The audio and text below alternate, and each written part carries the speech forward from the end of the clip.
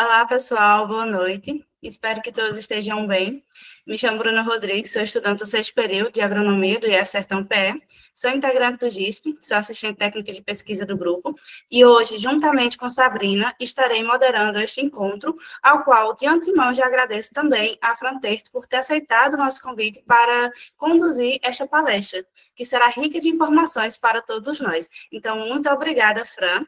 E agora eu passo a palavra para a Sabrina para que ela possa dar alguns outros informes e desejo a todos nós uma ótima palestra. Muito obrigada. Boa noite, pessoal. Espero que vocês estejam bem. Me chamo Sabrina, também sou membro do GISP. Em nome do nosso grupo, quero agradecer a sua presença aqui hoje. Flora, muito obrigada por ter aceitado o nosso convite. Eu tenho certeza que vai ser uma palestra de muito conhecimento para todos nós. E alguns informes sobre a dinâmica da apresentação, pessoal. As perguntas elas podem ser feitas durante a apresentação, desde que você possa mandar no chat ou levantar a mão, que eu e a Bruna vamos conduzir a sua pergunta para a Fran. E se você olhar no chat, nós vamos ter 3 links. Nós vamos ter o link da nossa biblioteca virtual, onde são disponibilizados alguns materiais sobre diversos assuntos, inclusive a palestra de hoje, depois conversando com a Fran, se ela permitir colocar algum material que seja sobre o que será ministrado. O nosso Instagram, onde nós estaremos divulgando, e divulgamos muitas informações importantes a respeito de GISP, etc. E o nosso canal no YouTube, ao qual essa gravação será postada posteriormente, e onde temos várias outras gravações com muitas palestras com conhecimentos diversos. No mais, agradeço pela atenção e uma excelente palestra para nós. Obrigada. Boa noite, pessoal. Boa noite a todos. Inicialmente, eu gostaria de agradecer o convite, dizer que me sinto bastante lisonjeada e privilegiada por fazer parte desse grupo de estudos, que é tão importante aqui para o Vale do São Francisco, em todas as culturas. E a minha cultura, já há 5, quase 6 anos, é a cultura do melão, onde tenho aprendido diariamente, não esgota o aprendizado, uma cultura riquíssima em informações, e como é uma cultura de ciclo rápido, a cada ano a gente consegue aprender mais e mais durante vários ciclos do melão, ao longo do ano. Para quem não me conhece, eu me chamo Fran Terto, sou engenheira agrônoma, formada pela Universidade Federal do Vale do São Francisco, da turma de... Entrei em 2016, me considero recém-formada ainda, e tenho pós-graduação em controle biológico, recente também. Atualmente, estou como responsável técnica aqui na Sweet Valley, para a cultura do melão em específico. Estamos introduzindo novas culturas, porém o carro-chefe é melão amarelo ainda. Sou piloto aeroagrícola, são demandas que vão surgindo ao longo do tempo e que a gente vai abraçando, então era algo que eu também tinha curiosidade, é algo que é necessário, tanto para a cultura do melão, quanto para a cultura da manga e do abacate que nós temos aqui, e vi uma oportunidade de crescer também dentro dessa área, como prestadora de serviço, eu sou consultora também, nós temos uma empresa de consultoria, na qual nós prestamos aí um serviço de consultoria agronômica, onde a gente preza pela sustentabilidade, pelo uso consciente dos recursos, a otimização desses mesmos recursos, baseados nos pilares ESG, então é uma consultoria diferenciada, onde a gente trabalha de forma global, levando em consideração todos os aspectos da cultura, do solo, do ambiente, do clima, das pragas, todos os pormenores que envolvem a produção de seja lá o que for. Então, uma excelente noite para todos nós. Eu vou pedir para a colega passar para o próximo slide, onde eu gostaria de apresentar para vocês um pouquinho, para contextualizar a Sweet Valley. A Sweet Valley é uma empresa rural que está localizada aqui em Juazeiro, no Salitre, já é uma fazenda que foi adquirida há mais de 16 anos, porém apenas em 2019 nós iniciamos o cultivo do melão. Conforme vocês observam no mapa, é uma área pequena, estreita, apenas 200 metros aí, fica às margens do Rio São Francisco, onde é a nossa captação, então temos água de excelente qualidade. E o nosso melão, ele é setorizado em 12 válvulas de 2 hectares, onde nós trabalhamos de forma escalonada, fazendo transplantios semanais ou quinzenais, conforme a necessidade do cliente, a necessidade do mercado e as próprias condições climáticas. Porém, o nosso histórico já se consolida aí como uma fazenda que produz melão o ano inteiro, mesmo diante de condições adversas. Passa para o próximo slide, por favor. Com relação à nossa produtividade, nesses 12 setores de 2 hectares, é uma área de 24 hectares, a gente setoriza da forma como eu mencionei, e a nossa média de produtividade no ano de 2024 ficou em torno de 30 toneladas por hectare, e a gente fecha o ano com uma produção aí de aproximadamente 2.880.000 quilos de melões qualificados, a gente está falando de melões comerciais. Nesse cálculo, a gente não contabiliza a fruta não comercial, nem a fruta que não deu o padrão de qualidade para ser classificado, para ir para viajar, né, para longas distâncias, por conta dos probleminhas que nós vamos observar aí nos próximos slides, né, que planta estressada, ela não expressa todo o seu potencial genético, apesar do material ser um híbrido e de prometer uma produtividade mais elevada do que isso, as condições, elas vão ao longo do ciclo dos problemas que vão ocorrendo, vai diminuindo aí essa produtividade a cada problema que acontece. Com relação ao ciclo do meloeiro, né, é um ciclo bastante curto, não dá tempo de falhar, né, não dá tempo para errar. Entre a germinação e a maturação, o ciclo dos materiais de melão amarelo fica em torno de aproximadamente 70 dias apenas. Desses 70 dias, entre 7 e 10 ele fica no viveiro, aí a gente passa para a fase de muda, como vocês observam ali na imagem. Após isso, entra o desenvolvimento vegetativo, isso se dá de forma muito rápida, com 14 dias a gente já começa a observar o aparecimento dos primeiros botões florais, são as flores masculinas, em seguida as flores femininas, ali aos 19 dias, já se inicia a fase de pegamento, né, de cruzamento, polinização e pegamento, em seguida alongamento de fruto de forma longitudinal, em seguida o enchimento, né, na zona equatorial, depois o enchimento global, aos 43, 44 dias ele já está virando a cor para o amarelo e já entra em fase de maturação. E daí colheita. Então, é tudo muito rápido, e durante esses 60 dias é uma corrida para poder reduzir, né, mitigar os efeitos dos problemas que ocorrem nas condições de campo, como aqui na Sweet Valley a gente trabalha de forma intensiva com essa cultura já há 5 anos, nós temos aí uma incidência de pragas e doenças altamente elevada. Então, são áreas vizinhas, né, áreas mais velhas, vizinhas de áreas mais novas, e todas essas ocorrências, elas dificultam com que o desenvolvimento do melão ocorra de forma plena. A fase vegetativa, como eu comentei, ela se dá de forma bem rápida, né, entre 7 e 10 dias. Essa formação do painel foliar, ele ocorre de forma muito intensa, é muito importante essa fase inicial, onde a gente vai fazendo, de acordo com o que os dias vão passando, o ajuste da lâmina de irrigação, aumentando essa lâmina conforme a planta vai tendo essa maior necessidade, e já se inicia imediatamente o manejo nutricional. Emitiu a primeira folha definitiva, a gente já começa aí a introdução de ferramentas para poder melhorar as condições de enraizamento. Eu estou numa região onde tem um solo bastante compactado, então a gente lança a mão aí de algumas ferramentas tecnológicas para poder auxiliar a planta nessa fase inicial, que é o ponto crucial para que tenha um belo stand de melão e que consiga aí altas produtividades ao final do ciclo. A fase de floração e pegamento, que ela já começa a ocorrer, como eu comentei com vocês, aos 14 dias, com o aparecimento dos primeiros botões florais.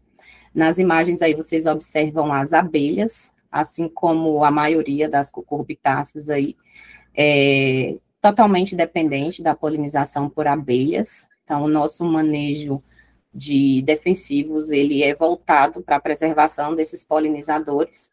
A gente observa aí na última foto à direita, os botões florais femininos, a gente consegue observar claramente a diferença entre a aparência, né, das flores. As flores femininas, elas são bem maiores, e a gente consegue observar o ovário, e na primeira foto à esquerda, a gente já consegue observar um fruto já formado, aí arredondado, e ainda com resquício floral ali aparecendo. E daí, só comentando rapidamente a respeito dos polinizadores, como eu disse, o nosso manejo na Sweet Valley, ele é voltado para a preservação desses polinizadores. Nós temos algumas colmeias para nos ajudar a melhorar a uniformidade, pegamento. É necessário pelo menos 15 visitas de abelha numa flor feminina, né, para que ocorra uma fecundação adequada e que esse fruto chegue ao padrão comercial. Então, é muito importante que a gente tenha a presença de abelhas na área e que a gente evite fazer qualquer tipo de manejo que possa afugentar ou que possa atrapalhar o horário de forrageamento dessas abelhas. O que acarreta aí essa dificuldade de polinização, né, caso o manejo da fazenda esteja em desacordo ou que esteja atrapalhando aí a polinização, a gente consegue observar claramente a má formação nos frutos. Se houver a presença também de muita poeira ou temperaturas muito elevadas, a gente consegue observar a má formação claramente. Aí à esquerda a gente tem um fruto mal formado, com formato de cabaça, e à direita a gente tem aí um fruto em pleno desenvolvimento no formato adequado, onde ele vai conseguir se alongar e depois fazer o enchimento equatorial e virar um fruto comercial aí com o padrão que o híbrido promete. Bom, as abelhas, né, como eu comentei, estão diretamente relacionadas com a produtividade. Quando a gente consegue promover o aumento dessa visitação, a gente tem esse resultado que vocês observam nas fotos. É uma uniformidade maravilhosa no pegamento, uma densidade de frutos bem adequada, né? Ali nós temos 5 frutos em menos de 1 metro, e a gente tem essa uniformidade, padronização e qualidade. Então, é como se fosse, como costuma dizer meu irmão, uma fábrica de parafusos. Todos os frutos com o mesmo padrão comercial, a gente consegue atingir aí elevadas produtividades quando a gente consegue reunir esse conjunto. E aí, até agora, a gente só viu coisa bonita, né, no melão. Até agora não chegou a parte do estresse, muito menos do colapso. Então, essa é a aparência, né, de uma área de melão numa condição ideal, em condições adequadas, onde não sofreu estresse e não sofreu ataques drásticos de pragas e doenças. Aí agora a gente passa para o tema, né, dessa palestra de hoje, onde a gente chega aí nas principais pragas do meloeiro. Atualmente, a praga principal e a que tem nos trazido mais dor de cabeça, e tem sido nosso objeto de estudo aí já há pelo menos 3 anos, ela vem causando danos bastante elevados nas áreas de melão, não só aqui, em Mossoró, também em todas as regiões que produzem a fruta. Ela tem uma ocorrência aí em diversas regiões e em diversas culturas. Então, essa mosca, né, ela é um díptero, e ela tem um comportamento muito interessante. Vocês observam aí na primeira foto, à esquerda, as mudas, elas ainda estão na bandeja, e a gente já consegue observar os insetos pousados nas folhinhas do melão, nos cotilédones ainda. Na segunda foto, a gente vê uma cópula, né, então são os 2 insetos ali já estão copulando, e na terceira foto a gente consegue observar as punções de alimentação. São pequenos pontinhos que a gente já consegue observar, que vai ficando um pouco mais clorótico, onde essa mosca, ela faz ovoposição, né? O problema mais sério são as fêmeas, que elas vão opositar entre as lâminas da folha. Aí na última foto da direita a gente observa a larva, o caminho que essa larva já percorreu dentro do limbo foliar. Cada fêmea dessa, ela tem a capacidade de colocar até 20 ovos por dia, isso é uma média, então algumas fêmeas conseguem colocar até mais de 20 ovos por dia, isso durante pelo menos 15 dias, consolidando aí uma quantidade de pelo menos 500 ovos ao longo do seu ciclo. Então, é uma quantidade imensa de insetos que ela consegue colocar ali dentro de uma área de melão. Ali na primeira foto abaixo, né, em cima da minha unha, você tem uma larva viva ali de minadora. Então, essa larva, ela vai se alimentar, após ela se alimentar dentro da folha, ela vai sair. Quando ela sai, ela vai deixar uma lesão. Essa lesão é que é o problema principal, porque essa lesão, ela vai destruir o parênquima palissádico e esponjoso. Na última foto de baixo, aí em cima dessa lona preta, que é o mulching, que a gente utiliza como cobertura de solo, tanto para suprimir as daninhas, quanto para melhor aproveitamento de água, quanto para proteger a pele do melão, para não ficar em contato direto com o solo, a gente observa uma quantidade enorme de larvas de minadora. Esse é o hábito dela, né, da liriomisa. Essa larva, ela vai para o solo para poder empupar. E dali, depois de um período, vai eclodir essa larva, e daí a gente vai ter diversos adultos com potencial aí para reiniciar esse ciclo. Então, é uma quantidade enorme de insetos que a gente tem fazendo esse dano, causando esse dano na folha. Quando eles caem em cima do malte, a gente consegue reduzir bastante a população, acaba nos ajudando, é uma ferramenta que auxilia, porque elas acabam queimando e elas não conseguem aí empupar no solo. Então, a gente tem 4 estágios importantes dela, né, onde a gente precisa lançar a mão das ferramentas que existem para poder tentar fazer o controle, reduzir esses danos. Então, a fase de adulto, a fase de ovo, a fase de larva e a fase de pupa. Daí, o que acontece? Quais são as implicações dessas lesões quando elas ocorrem muito na fase inicial do meloeiro, né, nos cotilédones desse híbrido? Nas cucurbitáceas, esses cotilédones, né, as folhinhas que nascem antes das folhas definitivas, elas são responsáveis por aproximadamente 80% da fotossíntese líquida aos 16 dias após o semeio. E até os 24 dias, aproximadamente 25% da fotossíntese ainda é de responsabilidade desses cotilédones.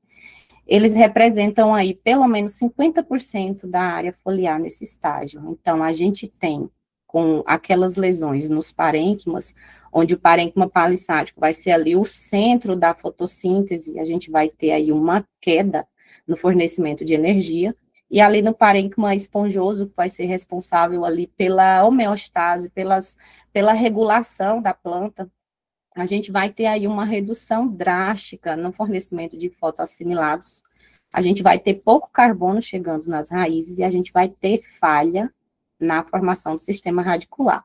Se eu tenho falha no sistema radicular, eu também vou ter problemas na absorção dos nutrientes. Então, nessa fase inicial, o dano que a mosca minadora causa nessa planta pode estar aí traçando já o destino de queda da produtividade de forma bem drástica, ou colapso, como eu coloquei, é uma palavra forte, mas é exatamente esse dano que uma lesão de mosca minadora nos cotilédones na fase inicial do melão causa. E daí, né, como consequência disso, a gente vai ter uma sequência de desequilíbrios ocorrendo, né? Essa perda brusca da fonte primária, né, dos cotilédones, nesse caso, que é o órgão principal da planta nessa fase, a destruição do parênquima vai causar aí a queda acentuada da fotossíntese líquida. Como consequência, eu vou ter menos açúcar sendo transportado via floema, menos carbono chegando à raiz, e daí vai se iniciar a sinalização da defesa da planta por conta desse estresse oxidativo, por conta da destruição desses tecidos que são tão importantes nessa fase. E daí a gente começa a observar os danos no campo, né, visualmente. É muito fácil da gente observar os problemas que vão surgindo conforme uma área vai sendo afetada pelo ataque da mosca minadora. Aqui bem à esquerda, na minha mão, vocês estão vendo ali 2 mudinhas, né? A muda da esquerda é micorrizada e a da direita não é. Então, a gente consegue observar a quantidade de raízes de uma planta que recebeu micorriza e de uma que não recebeu, mas isso é assunto para outra palestra, né? Então, aquelas mudinhas ali, elas estão com 7 dias após o semeio apenas. Notem que elas ainda não emitiram a folhinha definitiva. Na foto do meio, ela está no ponto onde a gente leva para o campo, né? Foi transplantada, imediatamente transplantada, então tem ali uma folhinha definitiva. E na foto da direita, ela já está com 2 dias após o transplantio, né? 9 dias de semeio, 2 dias após o transplantio. E a gente já nota uma mosca sentada ali na primeira folha definitiva, e daí a gente já traça o plano de ação, já tem que entrar com alguma alternativa para fazer com que esse adulto não cause lesões, né? Não ovoposite nessas folhas, para não causar aquele atraso que vocês vão observar agora nas fotografias seguintes.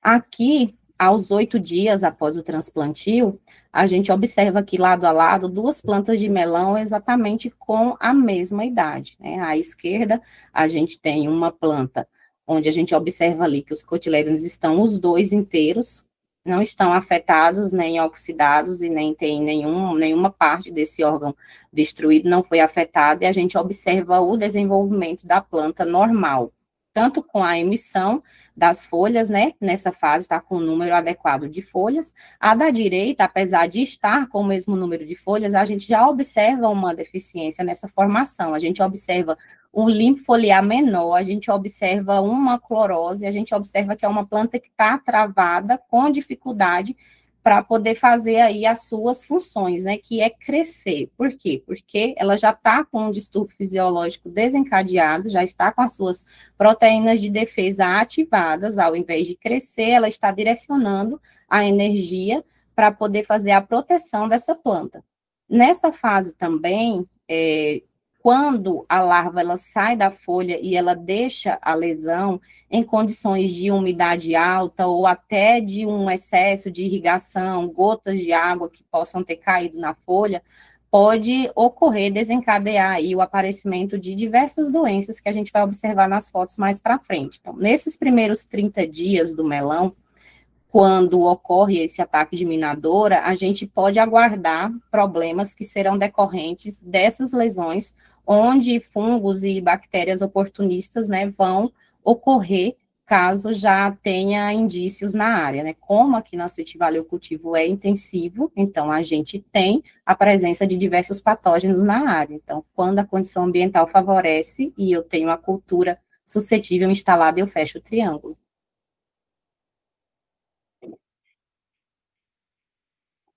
Aqui nessa outra imagem, a gente observa o estágio seguinte do melão.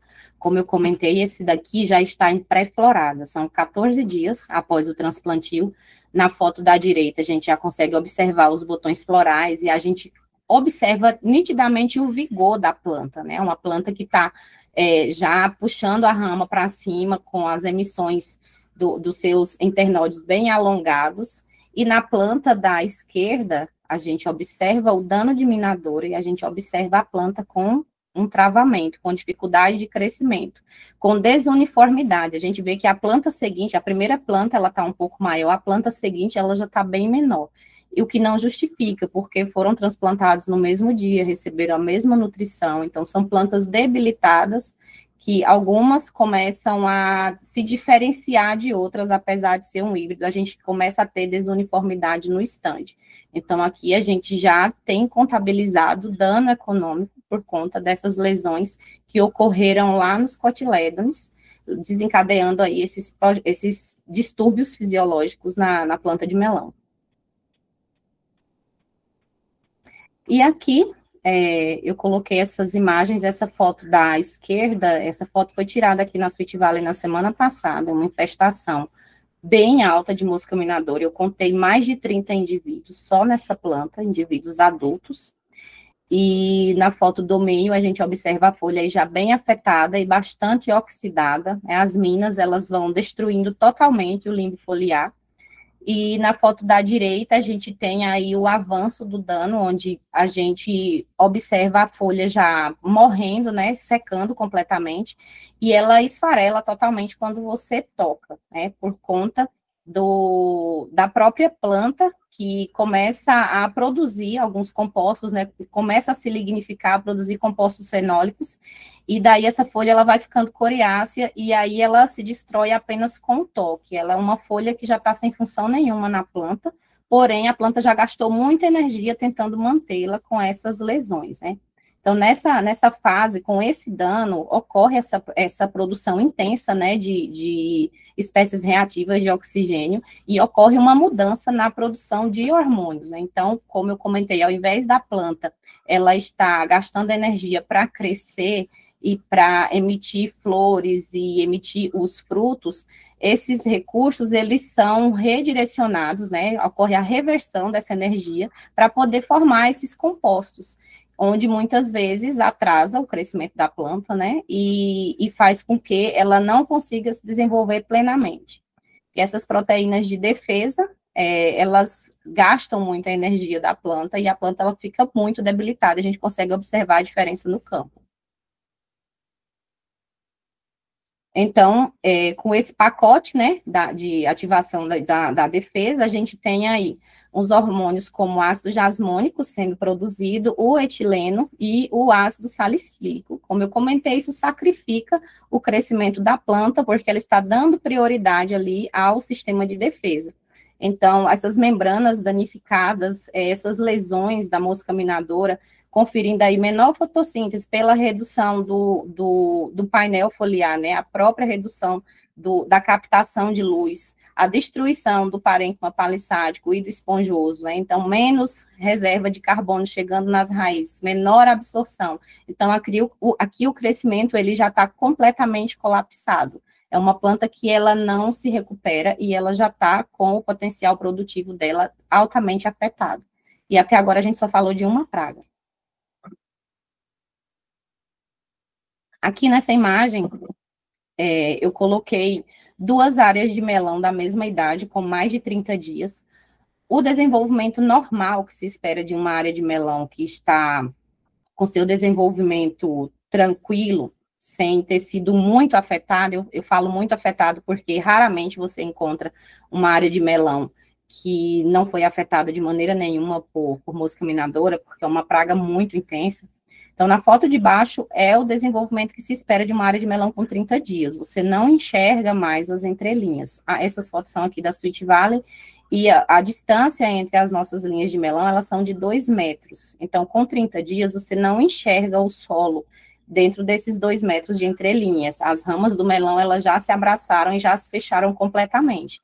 Na foto de cima, a gente tem uma área de melão da mesma idade da área de baixo. Uma área com 30 dias, e a gente observa a densidade foliar muito menor, a gente ainda consegue observar as entrelinhas, e um agravante, a gente está com os frutos expostos ao sol, e isso também causa um dano direto, né, ao produto comercial, que é o melão, e a gente vai observar mais para frente, no final do ciclo, as implicações das frutas ficarem expostas ao sol dessa maneira, e é consequência do dano que a planta sofreu lá na fase inicial. Ela está emitindo mais folhas, né, nessa fase.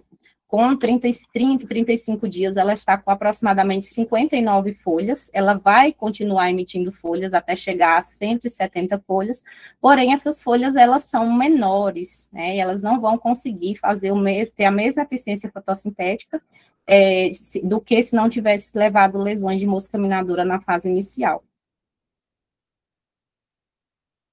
E daí, aqui a gente fecha com 30 dias o perfil dessa planta estressada, né, onde ela chegou na fase de frutificação e alongamento debilitada. O que acontece com essa planta? Ela passa a ter uma predisposição ao ataque, à infestação por outras pragas, como, por exemplo, a colonização por mosca minadora, que apesar de ser chamado de mosca, não é um díptero, é um hemíptero, e o dano da mosca branca, né, da Bemisia tabaci é diferente, não é uma larva que vai se alimentar, daí já é o dano causado pela toxina que ela transmite, que é o amarelão do meloeiro. Então, a planta ela vai estar mais suscetível a esse tipo de ataque, vai estar mais suscetível à infestação por população de lagartas, e caso as condições climáticas favoreçam, ou eu tenha aí um aumento, que é normal a gente ter um aumento da lâmina de irrigação aos 30 dias para enchimento de fruto, então o próprio microclima, pela folhagem do melão, junto com a irrigação e a temperatura, cria ali uma condição para o estabelecimento de algumas doenças fúngicas e doenças bacterianas que se aproveitam daquelas lesões que já estão abertas nas folhas. E daí fica muito fácil dessa planta colapsar com essa quantidade de problemas associados, tudo junto ao mesmo tempo. Então, aí a gente tem a janela, né, de 0 a 30, oferecendo essa predisposição para surtos que vão ocorrendo após os 30 dias. Aqui eu coloquei umas imagens da mosca branca, só para a gente contextualizar o comportamento dela, que é bastante diferente do da mosca minadora. Então, ela vai ficar na parte de baixo da folha, então, a gente tem estratégias para poder fazer com que ela se desaloje e entre em contato com o tipo de alternativa inseticida que a gente está utilizando, que pode ser um extrato de NIM, que pode ser um delimoneno, que pode ser algum composto fenólico, um terpeno, e coloquei aí também o principal agente biológico de controle, que é o bicho lixeiro, a gente encontra facilmente nas áreas, porém, em quantidades menores, né, que não são suficientes aí para controlar uma grande infestação de mosca branca. Mas, aqui nas nossas áreas, como eu comentei, o problema principal é a mosca minadora, a gente não costuma ter problemas aí com mosca branca, fica muito tranquilo de lidar com ela. Aqui a gente tem, na fase de floração e frutificação, começa... Oi? A Ana levantou a mão para falar. Bom, muito obrigada, Fran. Obrigada, Sabrina. Bom, Fran, é realmente muito interessante você trazer não apenas os conhecimentos, mas experiências práticas, né, do seu dia a dia como produtor e consultora.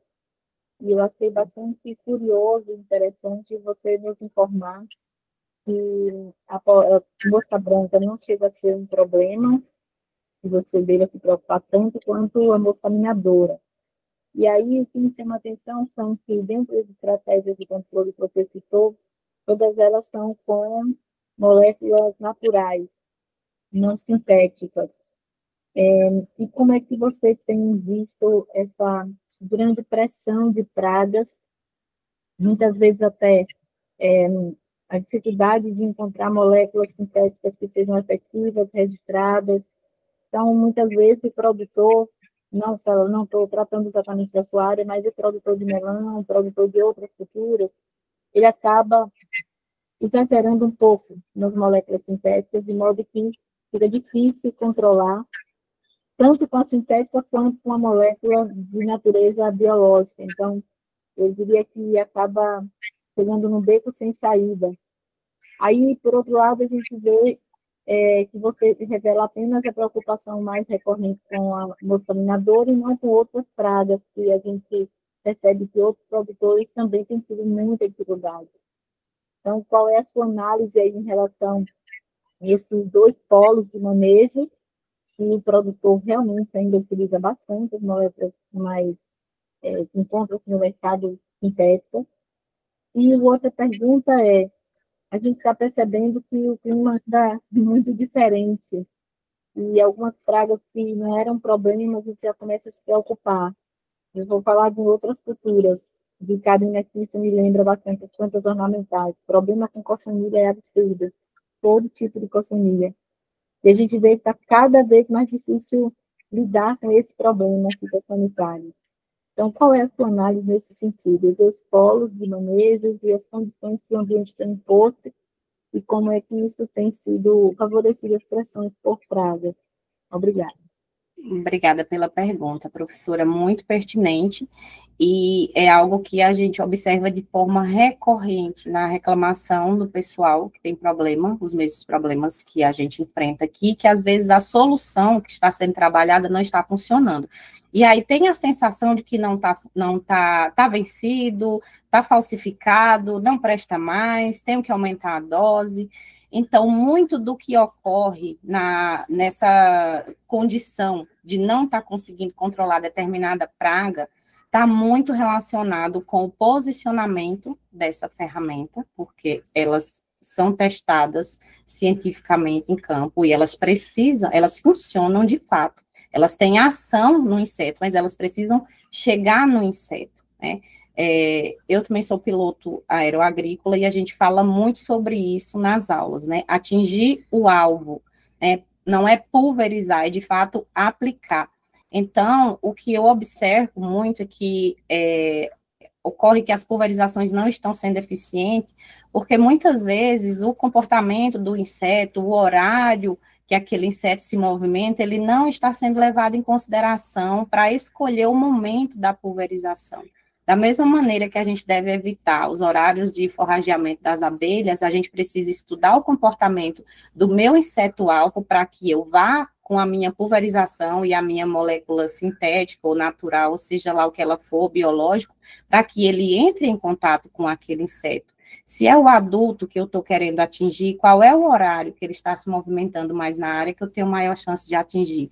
É a larva que eu quero, ela está dentro da folha, eu estou trabalhando um mecanismo de translaminaridade para eu fazer com que esse produto de fato penetre e a larva tenha contato com essa molécula, é um inseto que tem hábito de estar por baixo da folha, o que eu estou usando ali de estratégia para agitar aquelas folhas e fazer com que o inseto se movimente para entrar em contato com aquela molécula, com aquele adjuvante que tem potencial ali para fazer diminuir a movimentação dele, afetar as asas dele, qual que é a composição corporal daquele inseto, será que o ativo que eu estou utilizando, de fato, vai ter ação naquele tipo de inseto?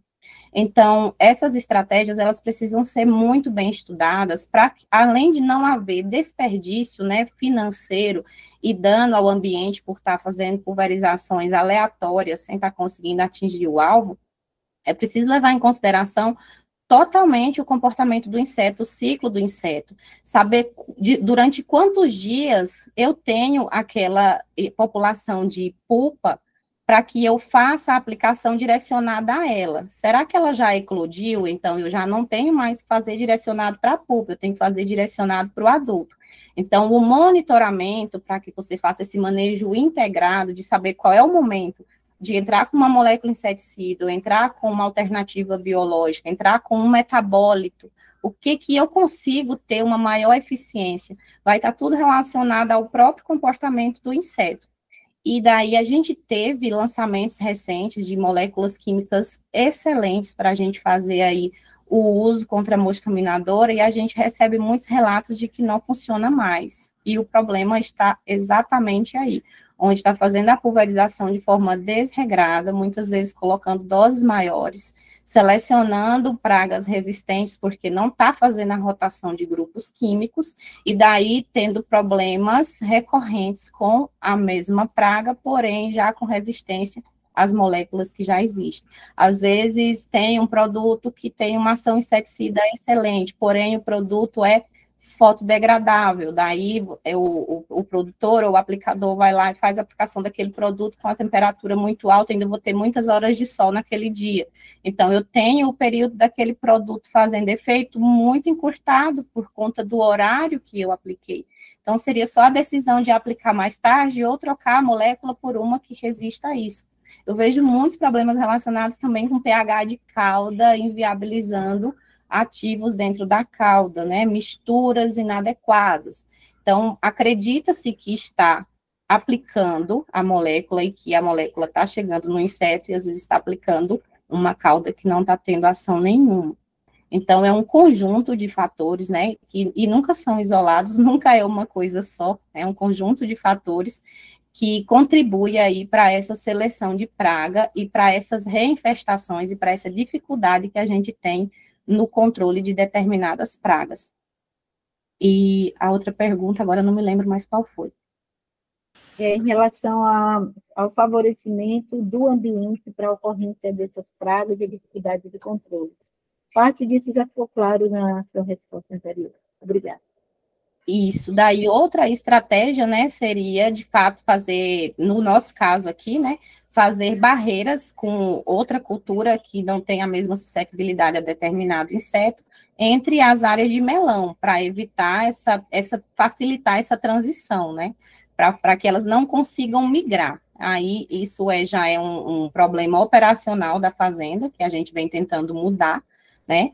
Porque como a nossa área é pequena, a gente acaba perdendo muita área produtiva tentando fazer essas estratégias, mas são estratégias necessárias, porque como a gente está observando aqui durante a apresentação, é um problema seríssimo que acarreta aí em quedas elevadas na produtividade e redução do lucro, né? Fica com um custo altíssimo, porque você tem que aumentar a quantidade de ferramentas de controle, e isso impacta diretamente no bolso do produtor.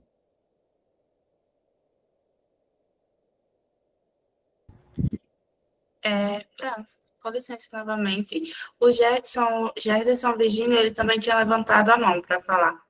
Ok. Boa noite, Fran, boa noite a todos.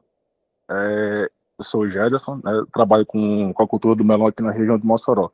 Gostaria de fazer só um adendo, né, nessa observação que o Fran fez com relação ao controle, né, das pragas, e muito do que a gente tem visto aqui no controle se tornou mais eficiente no controle da minadora, principalmente a gente que trabalha com o mercado de exportação, e estamos cada vez com menos ferramentas de trabalho, né?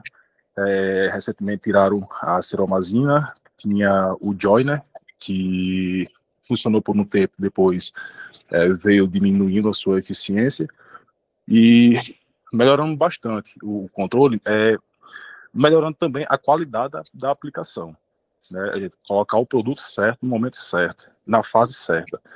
Uma coisa bem positiva que a gente tem aqui é o controle biológico, Fran. Você falou que já testou alguma coisa de ordem biológica no controle da minadora e não viu tanta eficiência.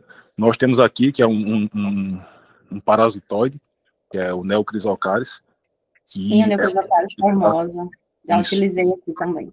Ela é nativa aqui da região, então, um caso particular da gente, nós conseguimos um controle muito eficiente, dando condições para que esse parasitóide se desenvolvesse aqui na região. E vocês têm a manta também, né, Gerson? Isso.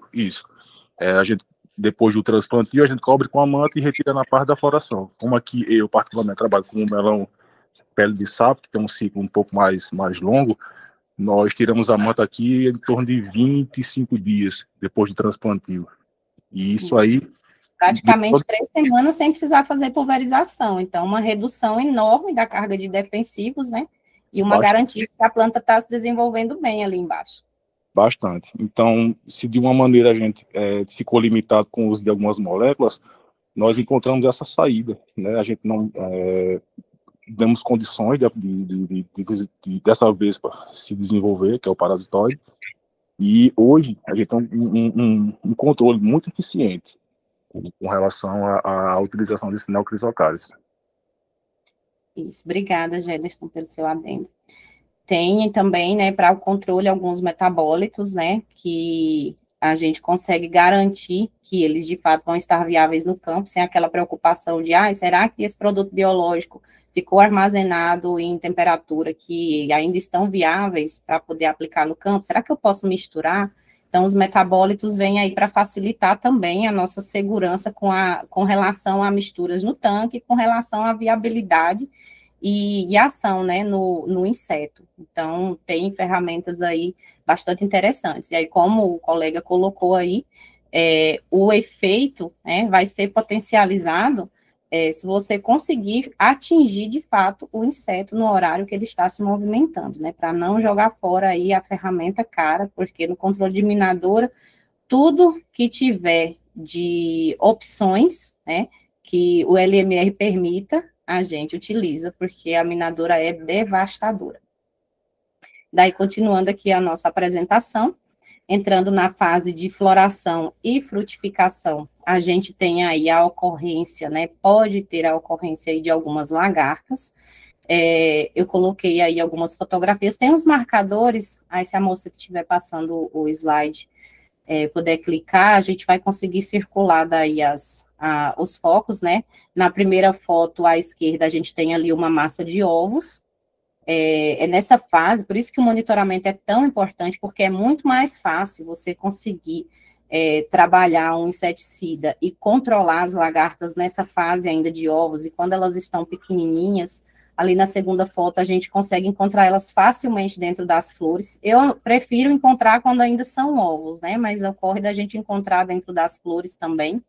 E ali na terceira foto, a gente tem uma lagartinha recém-eclodida, né? Normalmente esses ovozinhos, eles se eclodem durante a madrugada, a gente encontra essas lagartinhas muito pequenininhas caminhando em cima do fruto, já são plenamente capazes de causar dano ali na casca. Esse fruto aqui está na minha mão ainda, está com os pelinhos, a casca dele ainda está bem sensível, então a lagarta, ela consegue se alimentar aí, causar dano.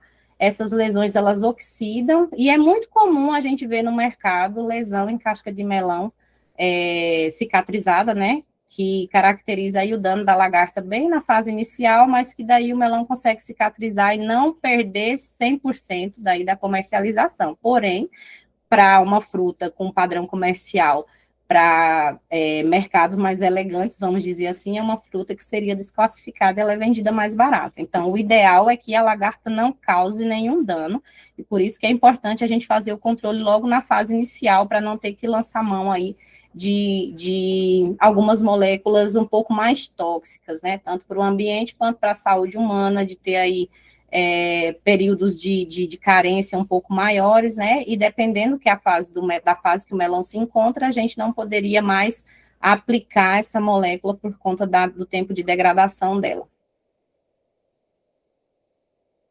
Daí a gente tem aqui lagartas maiores, né, essa é a Diaphania hialinata, é uma mariposa, né, não é uma borboleta, é uma mariposa, ela vai colocar ali os seus ovos, e essa tem o hábito também de fazer a sua pupa ali embaixo da casca, embaixo dos frutos, né, aí na casca, ela não chegou a penetrar, mas o fato dela ter feito ali a sua pupa na casca do fruto, inviabilizou aí esse fruto para comércio também, essa pupa marrom.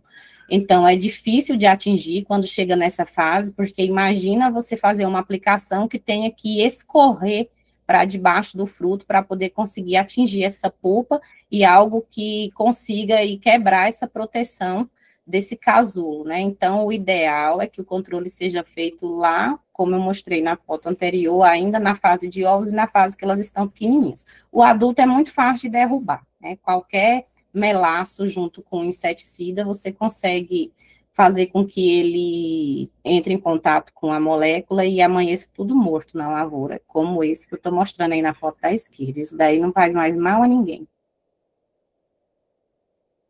E daí, é só mais um dos danos, né, que essa lagarta causa, é um dos danos mais feios, que é quando ela broca mesmo o fruto. Essa lagarta, ela tem o potencial de atacar qualquer órgão da planta, e é por isso que é preocupante quando a gente encontra uma quantidade grande de lagarta numa lavoura, e que elas já estejam desse tamanho. E, às vezes, ela já estava dentro do fruto, né, e que entrou lá na florada, e daí, quando você percebe que o fruto já formou, ela sai de dentro do fruto, você só consegue ver a lesão e o fruto já está podre. Então, é muito difícil você conseguir salvar a sua lavoura nesse ponto, né? Já perdeu aí o fruto comercial, não tem o que fazer.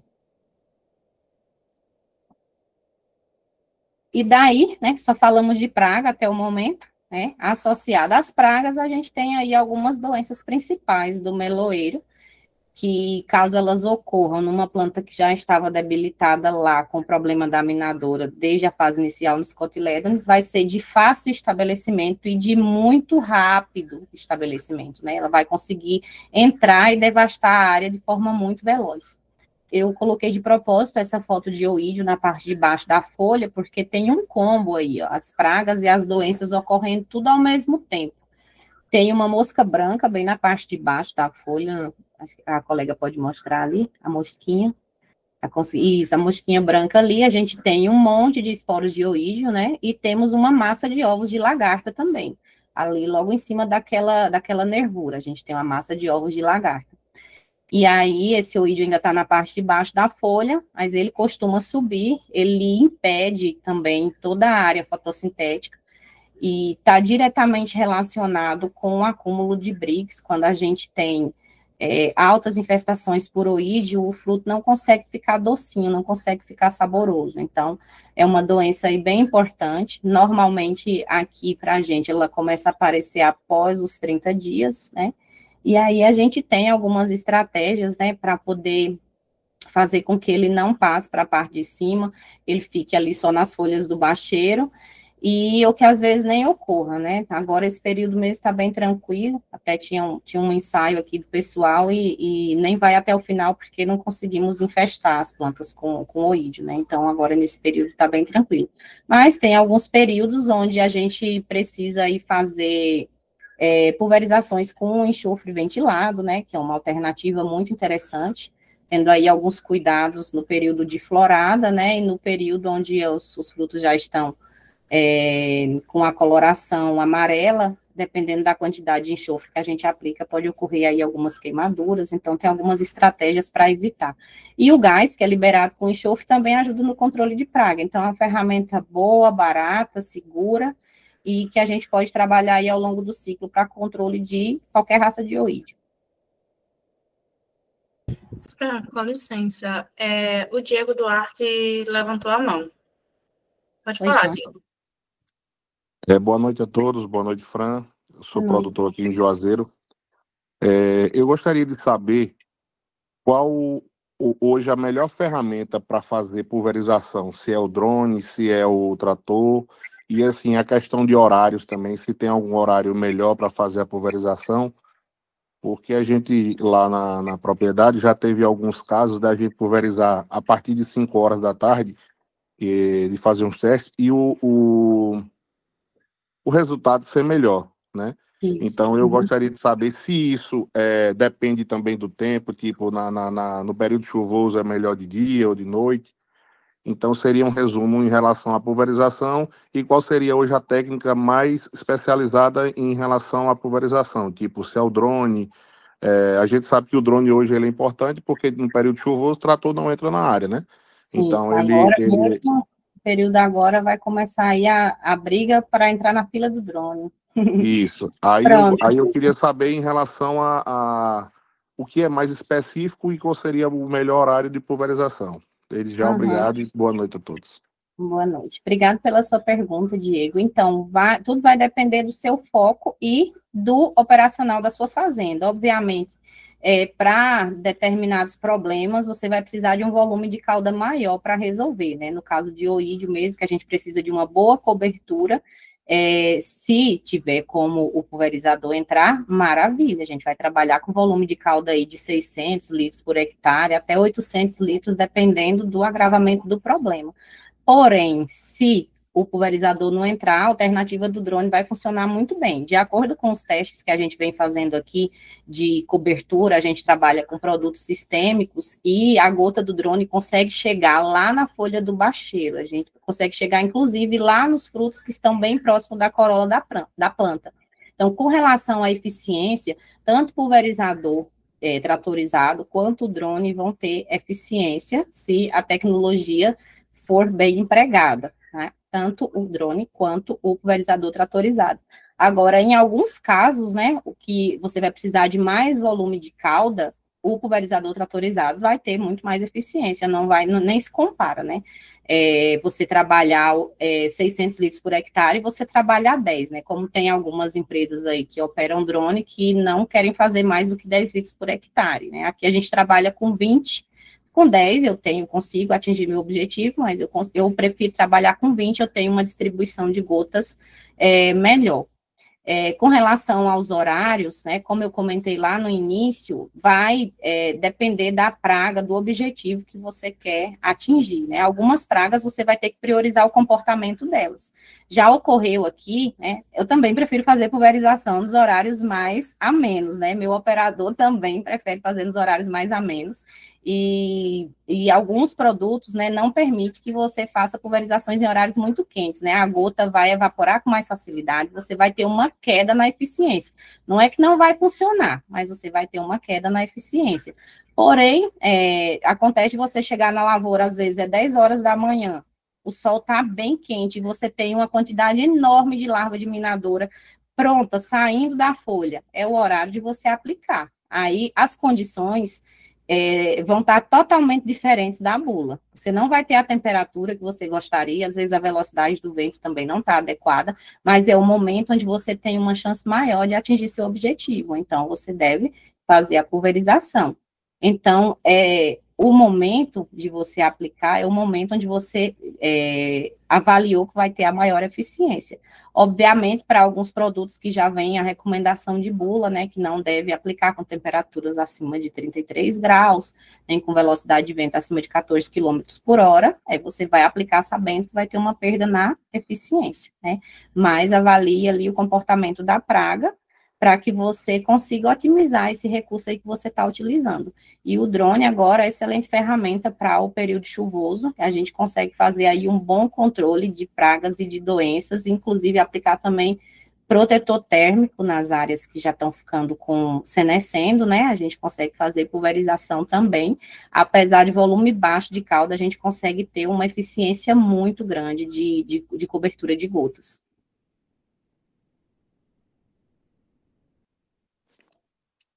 Muito obrigado. Obrigada. Daí, voltando aqui para as nossas doenças, né? Eu comentei sobre o oídio no slide anterior, e aí a gente tem também os míldios, né? O míldio e a alternária, como ocorrência também, elas vão se diferenciar aí um pouquinho, uma mancha é um pouco mais arredondada, e outra mancha é um pouco mais angular, né? Ali respeitando as nervuras. O míldio é muito devastador, muito mais que o oídio, consegue devastar uma roça aí em menos de 48 horas, e é uma doença que também se beneficia das lesões causadas pela mosca minadora ali na fase inicial. E ambas são doenças fúngicas, né, assim como essas daqui que eu vou mostrar agora, né, que são as famigeradas podridões, né, a podridão por pítio, que vai ter uma ação ali na fase inicial, né, na fasezinha de muda, porque o foco dela é atacar a raiz. Então, como eu comentei lá, lesões nos cotilédones, a gente tem menos carbono chegando à raiz, essa raiz ela vai ter atraso, deficiência e vai estar debilitada. Então, se eu tenho a presença do fungo ali, ele vai conseguir se aproveitar dessa condição ruim. Se eu tiver um solo com presença de nematóide, eu tenho um agravamento disso tudo, porque a lesão por nematóide vai abrir porta aí para os fungos patogênicos que possivelmente estão presentes no solo. Aqui eu faço monitoramento com a Agrios já há quase 3 anos, então a gente tem a nossa listinha de fungos do mal, vamos dizer assim, presentes no nosso solo, e a gente vem trabalhando o manejo biológico para equilibrar essa população, né, para que os benéficos consigam aí suprimir os patógenos e criar condições também nesse solo para que favoreça os benéficos e dificulte os patógenos. Então, eu estou numa condição de solo compactado, onde naturalmente eu já estou favorecendo patógeno, uma condição de pouco oxigênio, uma condição de encharcamento por conta da irrigação. Então, esse manejo biológico de estar adicionando micro-organismos benéficos e inundando, né, esse solo com micro-organismos benéficos, nos ajuda a evitar esse tipo de problema, tá? Raramente ocorre fítio, né, mas como eu disse, todas as fotos que eu apresento aqui são fotos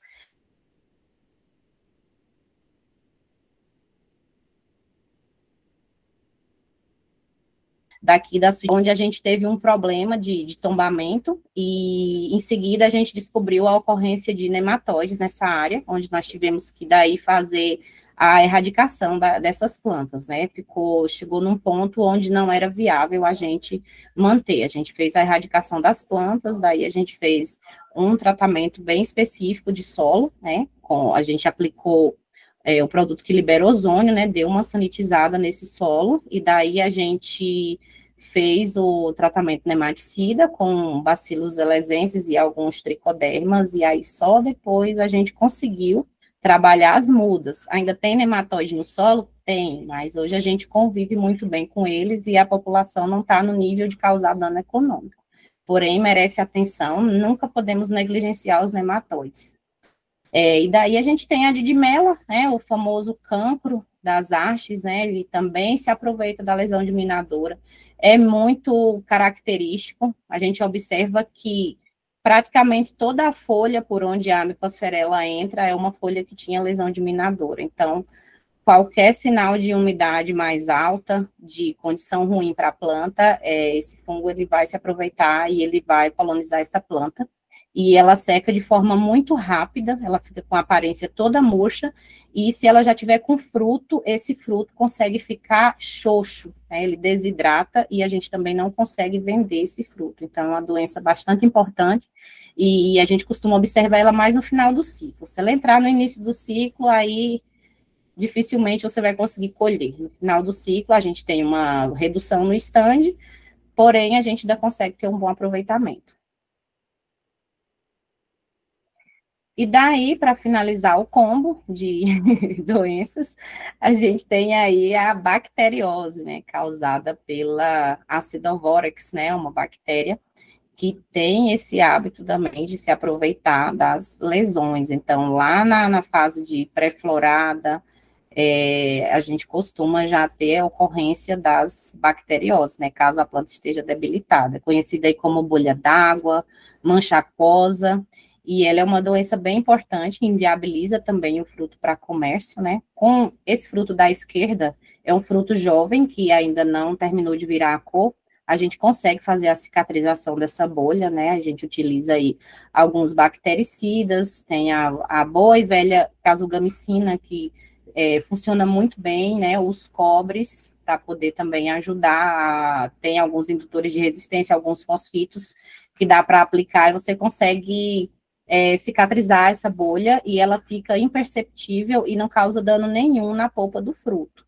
Em alguns casos, quando ela já está avançada, e não foi feito nenhuma estratégia para poder conter, os frutos colhidos, eles precisam ficar em quarentena, porque não é seguro você colocar eles para viajar na carreta. Se passar qualquer um fruto que esteja com a bactéria, ele passa para os outros durante o trajeto, e quando chegar lá que abrir a carreta só tem água e melão podre. Então, eles ficando em quarentena, né, por 48 horas, você consegue fazer uma outra seleção, tirar todos os frutos que estão afetados e selecionar os frutos que não estão. Então, a recomendação, quando a gente tem ocorrência de bacteriose já próximo da colheita, é não permitir que os frutos viajem imediatamente, né, para evitar aí problemas de pós-colheita e ficar em maus lençóis com o cliente, né, então tem essa estratégia para ter certeza de que a bactéria não passou. Bom, então, na prática, né, pessoal, o ataque da minadora nos cotilédones, ele não fere só a planta, não, ele muda completamente o destino dela, né, traça um roteiro de destruição e de distúrbio fisiológico, né, sendo comprometido lá na fase inicial, né, o principal órgão da planta, tem aquela queda de vigor lá no início, e de lá para cá vem acarretando aí diversos problemas, e em sequência causando prejuízo financeiro, né, consolidando aí como principal gatilho, né, que redefine toda a fisiologia do meloeiro, né, como vai desencadeando todas aquelas reações fisiológicas através da oxidação, da destruição dos tecidos, do parênquima, né, palissádico e esponjoso, e aí inicia ali com aquelas pequenas galerias e se transforma aí numa perda drástica de eficiência fotossintética e leva o meloeiro aí diretamente para o colapso produtivo. E daí a gente tem aqui, né, fotos bonitas junto com uma foto assustadora, né, essa é uma área de melão com mais de 60 dias, né, a gente tem uma área ideal, bem desenvolvida, pouco afetada, com 60 dias, ostentando ali ainda o painel foliar verde, né, ainda fazendo fotossíntese, mas a gente consegue ver os frutos amarelinhos ali protegidos sob a copa, né, bastante denso. Na foto de baixo, a gente tem uma área que ainda está verde também, mas a gente já observa alguns pontos de falha, onde é possível entrar aí radiação solar e fazer a queima desses frutos, que é um problema bem sério também, a gente não consegue vender fruto com queimadura solar, e é um dano também que é agravado pelo ataque de minadora, quando a gente perde muita folha ali, logo em cima do camalhão, essas folhas, elas se deitam, e as folhas da ponta da rama não conseguem mais proteger os frutos que ficam ali em cima do malte, né, próximo à corola da planta. E aí, nessa foto da direita, foi um caso bem drástico, né, onde a gente teve a associação, além do ataque de minadora, é uma área que estava com um problema de salinização, a condutividade elétrica dessa área, ela chegou a 4,7, melão, quando passa de 1, já cai 25% da produtividade, mas nós fomos até o fim com essa área, né, utilizando algumas ferramentas, né, a gente tem tecnologia para ir mitigando e reduzindo aí o efeito de algumas mazelas, né, nós conseguimos colher essa área, dá para ver ali o rapaz com um carrinho ao fundo, né, fazendo a colheita dessa área, e a gente conseguiu aproveitar ainda 80% dessa área, e os frutos estavam saborosos, mas você observa que praticamente não tem folha verde mais, né, você observa que praticamente não tem nenhum órgão da planta mais vivo, não tem nada mais fazendo fotossíntese, não há mais, não sobrou nada, né, apenas os frutos mesmo só prontos para colher. Então, numa situação onde não se lança mão de ferramentas ao longo do ciclo para fazer com que a planta ela consiga passar por essa situação, as perdas elas chegam a 100%. Então, não consegue nem produzir. Bom, e o que eu tinha para hoje, pessoal, era isso, né? Eu espero que vocês tenham gostado da apresentação, espero que vocês não tenham ficado assustados e não desistam do sonho de plantar melão. É um pouco assustador, né? Só falamos de praga, não falamos de pulverização, nem de tecnologia de aplicação, nem das ferramentas que existem para poder a gente mitigar esses efeitos, né? Apenas o que uma pequena lesão de uma única praga pode fazer dentro de uma cultura, né? Uma cultura em larga escala, uma cultura que movimenta aí milhões, né? Que está no mercado interno e externo, e nos mostra a importância, né, de conhecer os hábitos dos insetos, para que esse tipo de problema não seja recorrente, né? Para que o produtor consiga, de fato, aí plantar e colher uma área linda de melão. Fran, a Evelyn levantou a mão, eu acho que ela gostaria de falar. Claro.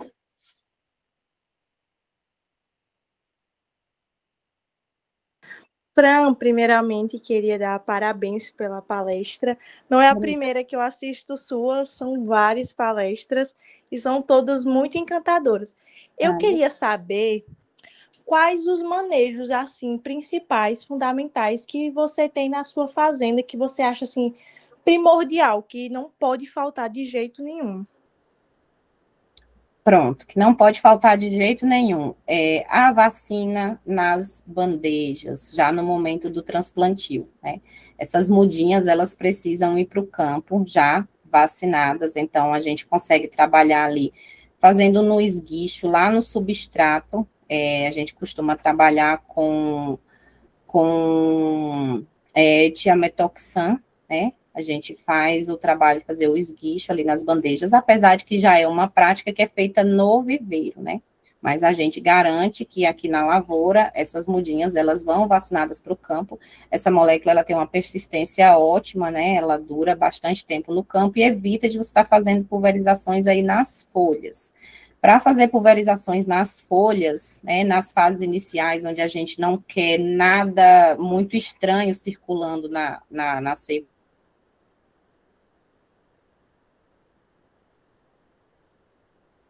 da planta, a gente que não passe muitos dias sem aplicar, porque o melão, ele emite folhas muito rapidamente, né? Com 9 dias de semeio, ele está com 2 folhinhas. Dali 5 dias, ele já está com 4 folhinhas. Então, a gente tem que fazer a reposição, né, daquele ativo, né? Seja um extrato pirolenhoso, seja um extrato de nin, seja um delimoneno, seja qualquer o metabólito de bactéria que você aplicou, você precisa repor ali para que as folhas novas, as brotações novas também fiquem protegidos. E é primordial que esse controle seja feito logo nas primeiras semanas, porque não espera. É muito devastador o dano da minadora, né? E daí, para os ciclos seguintes, né, terminou de colher a área, né, ou a área está próxima de colher, é importante que não negligencie as pulverizações para controle desse inseto. Então, é algo que eu gosto, não falta na minha prateleira de jeito nenhum, é o óleo de casca de laranja, que além de não deixar resíduo, tem uma ação imediata nos insetos alados, né? Então, escolhe ali o horário onde você está vendo a maior revoada de mosca minadora, ou que seja de mariposa, de qualquer coisa que você queira derrubar, e faz uma cauda, né, com um volume interessante, observa se o pulverizador está bem calibrado, né, se a pressão está adequada, e se de fato aquele jato, aquelas gotas estão chegando aonde você quer. E daí fazer a pulverização também nessas áreas velhas que estão vizinhas às áreas novas, porque é quando ocorre a migração dessas pragas para as plantas que estão novinhas e ainda estão começando a formar o seu painel foliar, tem ali poucos órgãos, né, com 80% da fotossíntese, dependendo às vezes de uma folhinha só, então a gente evita que aquele inseto migre, né, para aquela planta. Então é muito importante ter esse controle e proteger essas plantinhas logo na fase inicial. Depois tudo fica mais suave, mais tranquilo depois dos 30 dias. Mas antes dos 30 dias não pode piscar. Então é preciso ter aí diversas alternativas para estar rotacionando o grupo químico, né, em períodos muito intensos, onde a gente tem infestações altas de minadora, às vezes é necessário que se faça 3 aplicações por semana. Então, é necessário ter pelo menos ali os 2 grupos químicos para rotacionar entre as semanas e pelo menos uns 3 ativos de plantas ou metabólitos diferentes para você fazer essa distribuição, né? Por exemplo, na segunda-feira eu fiz um controle químico, na quarta-feira eu vou entrar com um extrato pirolenhoso isolado, na sexta-feira observei que tem infestação ainda, eu estou tendo larva, então eu vou entrar ali com o extrato de NIM, por exemplo. Ah, não deu para fazer pulverização, eu consigo colocar alguma coisa na cauda de fertirrigação que vai me ajudar? Consigo trabalhar o extrato de NIM, que ele tem essa capacidade de atuar dentro da planta também e evitar ali, fazer com que a larva perca o interesse ali pela folha da planta. Então, são estratégias que a gente não deve abrir mão e que aqui eu não deixo faltar na fazenda, né? E o monitoramento é primordial.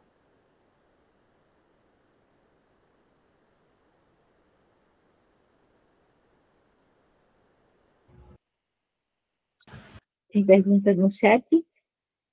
Não. Eu só um minutinho, eu queria falar um pouco. Tá livre o chat, não tá? Pronto. Então, logo em seguida tem Jederson, mas eu passo a minha palavra para ele, porque eu já falo logo antes do encerramento. Por favor, Jederson. Fran, a gente debateu muito sobre pragas, doenças, mas com relação ao manejo nutricional, ao manejo da produção em si, o que é que você vê mais de dificuldade com relação à produção, seja pegamento de fruto, crescimento de frutos, um calibre adequado, desenvolvimento radicular, o que você vê assim na produção hoje que você veja que é uma maior dificuldade? Aqui, para mim, Jederson, pegamento, né? Eu noto, né, alguns materiais que a gente trabalha, inclusive estou agora introduzindo novos materiais para tentar pular essa etapa, né, tentar conseguir aí materiais que sejam mais responsivos ao manejo, vamos dizer assim, porque é algo que há uns 2, 3 anos atrás não acontecia, né, a gente tinha uma produtividade um pouco mais elevada, depois essa produtividade vem caindo, tudo bem, a gente está trabalhando com uma monocultura já há alguns anos, na mesma área, então a gente acaba selecionando aí alguns problemas que vão derrubando a produtividade, um deles é a ocorrência de algumas pragas, né, a ocorrência de algumas doenças. Porém, a gente observa que determinados materiais vêm tendo uma resposta melhor ao manejo nutricional. Então, assim, essa busca, por esse manejo nutricional que seja mais responsivo e que reduza o custo, ela tem sido constante, mas o principal gatilho aqui é pegamento. A gente faz a contagem de abelhas, a gente observa se não é um déficit de visitação, mas não é, né? Realmente o material vem se desenvolvendo bem, a gente tem uma boa polinização, porém a gente não consegue ultrapassar a marca de 1,5 fruto por planta. Por mais que a gente se esforce, que a gente dê aquele plus, que a gente vai lá e adquira aquela fonte nobre, que a gente coloca aquela pitadinha a mais, acaba ficando a média de 1,5 fruto por planta. E alguns materiais a gente vem observando que está tendo um desempenho melhor. Então, agora o próximo passo, além de da gente estar indo para uma área nova onde está menos cansada, a gente mexer também na densidade de plantas um pouco para a gente tentar aí, de alguma maneira, conseguir aproveitar melhor o stand. Isso que ia perguntar, qual é o espaçamento de fruta entre plantas que você usa? 30 centímetros. Certo. E gotejo? Né? Entre as linhas, a gente trabalha 2 metros. Aí a gente trabalha... gotejo, entre gotejos, na mesma linha. Isso. Certo. Espaçamento entre gotejo 20 centímetros.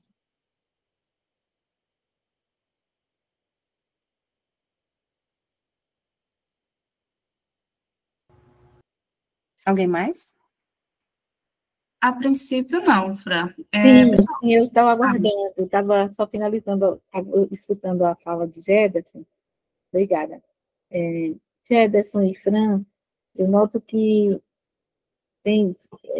quando você estava falando sobre essas variedades que não têm sido tão responsivas, o fato também de as pragas acabarem exercendo uma pressão muito grande, isso tudo também não começaria a colocar uma possibilidade de introduzir outras variedades que não fossem melão amarelo? Isso ajudaria a resolver o problema sem impacto no mercado? Por outro lado, eu vejo que tudo isso, por exemplo, o Jederson se preocupou com a parte nutricional, da irrigação também, mas a gente não tem como não tirar o olho do que está acontecendo com o ambiente, né? Talvez o clima de Juazeiro já não seja mais o mesmo, as estações de maior temperatura acabam prevalecendo em algumas épocas do ano e outras temperaturas acabam caindo um pouco mais e se prolongando por alguns meses. Então, o comportamento desses materiais acaba não sendo mais os mesmos de quando foram colocados à ponta. Então, soma-se a tudo isso inerente ao manejo, também esses aspectos do ambiente que acabam mudando ou demandando alguns ajustes de manejo o tempo todo.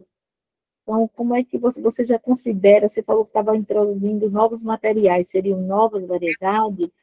Explica aí para a gente, por favor. Isso, são novos materiais, tanto de melão amarelo, quanto de pele de sapo e cantaloupe também, porque o nosso projeto para 2026 é entrar também na exportação, e para melões tipo exportação, você tem uma gama maior de possibilidades do que quando você trabalha só mercado interno. Mercado local é mais restrito ainda, né? Só tem um tipo de material que o pessoal tem preferência aqui. E é justamente esse material que a gente vem observando que ele não responde mais da mesma maneira. Então, atualmente eu estou com 9 9 materiais de melão diferentes aqui no campo, fazendo essa pesquisa. Alguns materiais têm se destacado muito bem, são bastante responsivos, alguns têm uma característica que eu particularmente amo, que é o ciclo ser ainda mais curto. Então eu consegui colher com 55 dias, eu consigo reduzir mão de obra, água, insumo e uma série de outras coisas. E daí são materiais que estão se mostrando muito responsivos mesmo ao manejo nutricional, apesar de que as empresas ainda não têm a marcha de absorção desses materiais, mas eu entro também com fornecimento desses dados, né, porque aqui na Sweet Valley a gente trabalha de forma muito planejada, né, então a gente faz as análises de solos, as análises microbiológicas e a gente faz todo um acompanhamento com caderno de campo, com fontes nutricionais. A gente faz muito trabalho de pesquisa para identificar qual é a melhor fonte, o que está se desempenhando, performando melhor no campo, para a gente conseguir fazer com que esse material expresse o maior potencial genético dele. Então, como a gente consegue fazer vários ciclos de melão no ano, a gente consegue refinar esse manejo e chegar no material que mais consegue performar no campo na condição de Juazeiro, aqui especificamente do salitre. Então, hoje eu consigo escolher o melhor material para trabalhar num solo compactado, por exemplo, porque aqui a gente reutiliza o mesmo mulching. Então, hoje eu tenho um material de melão que eu já sei que suporta uma condição mais adversa e que tem uma necessidade 50% menor de adubação, então isso é muito interessante para mim, porque além de eu economizar com a nutrição, eu já consegui diluir o custo de implantação, porque eu estou reutilizando malte, estou reutilizando fita.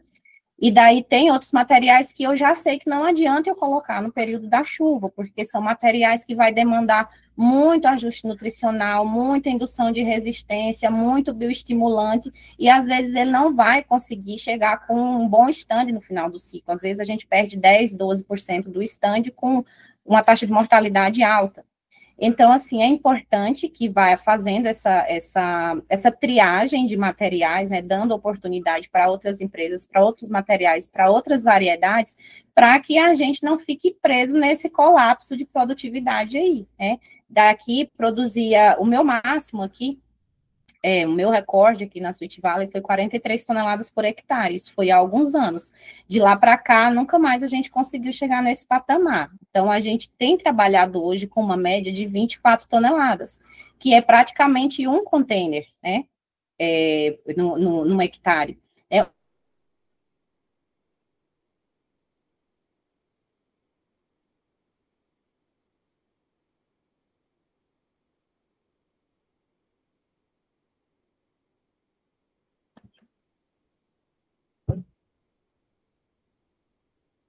Travou. Estão me ouvindo? Ana, eu acho que foi algum problema na conexão de Fran. Pronto, vamos aguardar um pouco, ela deve retornar.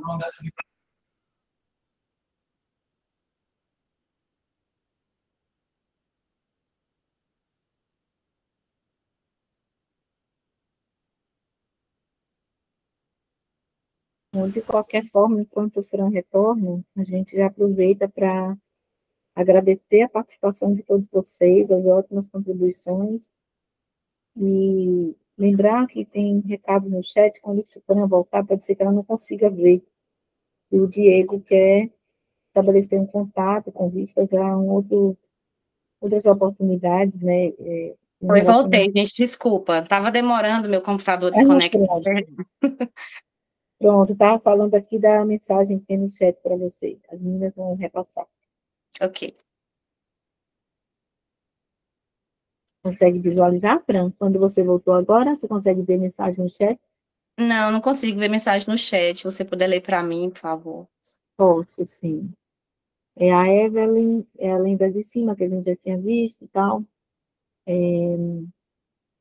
Então, a Evelyn de Oliveira diz: muito obrigada por essas informações, são bem valiosas.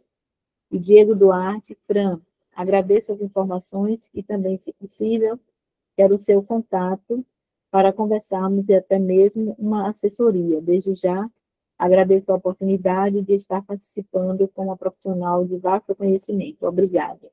Ai, coisa boa. Pronto, no Instagram da Sweet Valley tem o link do nosso site, e lá no site tem um botão que dá direto no meu WhatsApp. Aí você pode estar me deixando uma mensagem lá e a gente conversa. Ok, entendido, Diego? Fran. Beleza.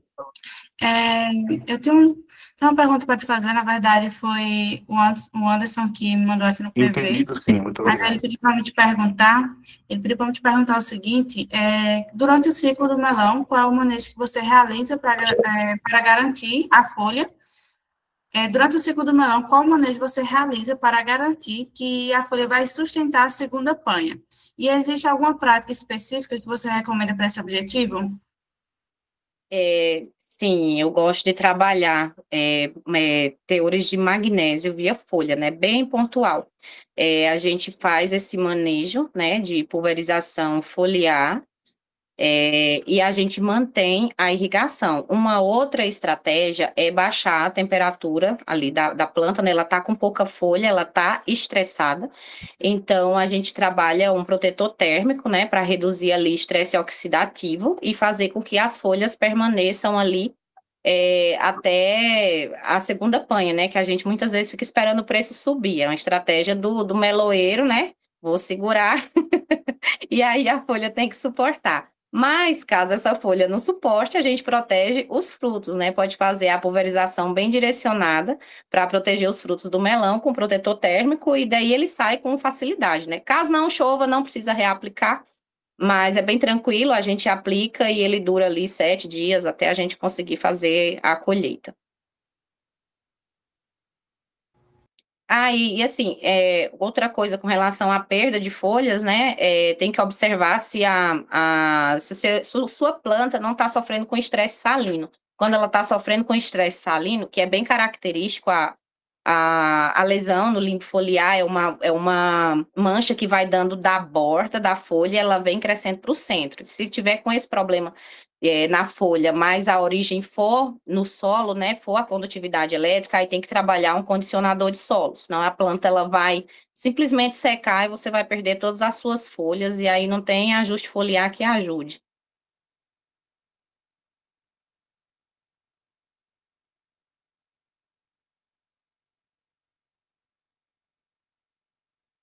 Perfeito, Fran. Muito obrigada. Fran, tem alguns comentários aqui no chat, a Ana já falou alguns, que dentre eles, da Evelyn, que muito obrigada pelas informações, todas elas foram bastante valiosas. O Diego também, que ele agradeceu por todas as informações, e você até já comentou que ele queria entrar em contato contigo para ver uma possível assessoria. E desde já ele agradece pela oportunidade por estar participando de uma palestra com um profissional como você. Então, muito obrigada, Fran. E a Karina Veloso também agradeceu pela excelente palestra e agradeceu também pelas informações. Ana elogiou a técnica didática e a didática utilizada e agradeceu também pela oportunidade. O Gabriel também agradeceu pelas informações e agradeceu também ao GISP pelo momento de aprendizado. Então, Fran, eu gostaria de agradecer mais uma vez por você ter aceitado o convite. Sua palestra foi maravilhosa, rica em informações. Tenho certeza que todos nós aqui presentes estamos saindo, entendendo um pouco mais em relação à cultura do melão e como é que a planta responde fisiologicamente ao ataque de pragas e doenças. Então, muito obrigada, foi perfeita. A didática foi maravilhosa. Então, muito obrigada mais uma vez. E agradeço também a todos aqui presentes por ter disponibilizado um pouco do seu tempo para estar aqui conosco e com a Fran. Então, obrigada. Eu passo também a palavra agora para a Sabrina, para que ela também possa fazer os seus agradecimentos.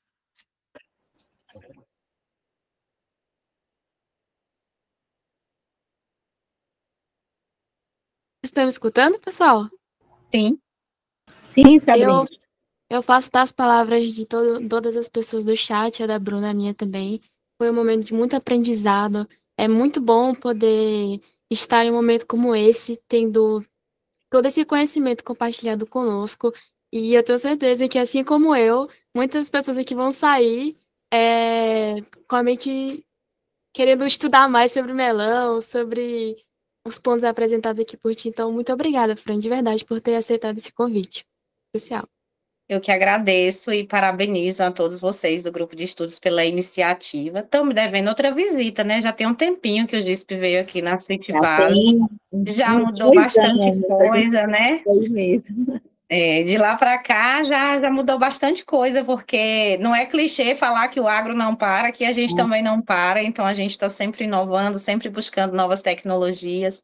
E venham conhecer a Sweet Valley novamente. Tá? Muitíssimo obrigada pelo convite, eu fico lisonjeada e parabenizo mais uma vez o Grupo de Estudos pela iniciativa. Obrigada, Fran. Eu vou ter que silenciar meu microfone, que tem cachorro latindo ali, mas eu realmente aproveito para finalizar, reforçando tudo que as meninas já disseram, em nome do nosso grupo a gente lhe agradece. Também agradecendo de novo o convite, e a gente, um dia que for feriado em Petrolina, não foi Juazeiro, a gente vai. Fechou.